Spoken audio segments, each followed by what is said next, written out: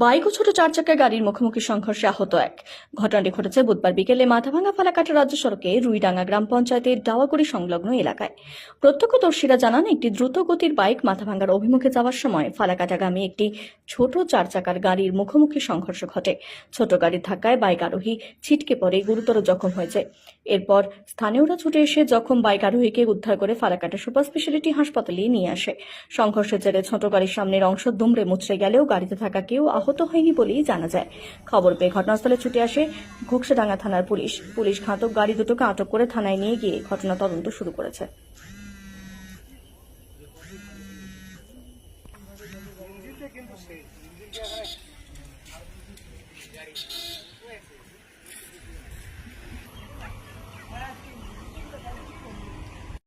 গণেশ বাবু, কি হয়েছিল এখানটা? এইখানে মাটি আসলে না